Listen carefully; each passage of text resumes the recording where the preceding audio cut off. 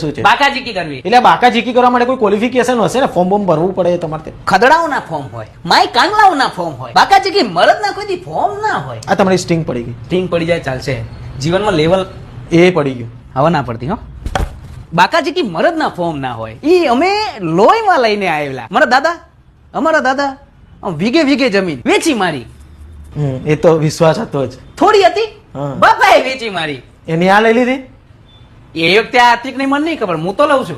બરોબર. એટલે અમારા ફોર્મ બોમ ના હોય, અમે જન્મ્યા ત્યાંથી લઈને આવીએ. આ જન્મ્યા ત્યાંથી લઈને આવ્યા લોકો? અરે આ નહીં, આ તો પપ્પાએ મને 80 રૂપિયા આપ્યા હતા, તો 4 લાવી દીધી મેં. તો 80 રૂપિયા આમાં જ વાપરી નાખે? હા, ઘરેથી તો ચાલતો આવ્યો ને હું. વાહ, બહુ સરસ ઉમદો તમે સંદેશ આપ્યો છે હો.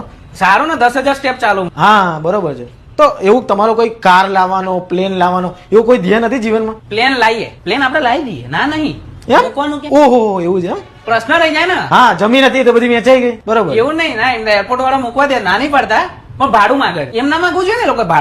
ભાડું માંગે તો કેવું યાર, હું ભારતીય છું, હા. તમે ભારતીય છો, તો આપણે બે એક દેશના ત્યાં ને, તો આપણે બે વચ્ચે દેશ પ્રેમ હોય, હા. આપણે બે પ્રેમ કરીએ એકબીજા. એટલે એવો નહીં પ્રેમ, તો તમે મારી જોડે ભાડું કઈ રીતે માંગી શકો? અરે પણ જગ્યા એની હોય તો ભાડું તો માંગી જ શકે ને. લે પોપટ. જગ્યા કોઈની છે જ નહીં.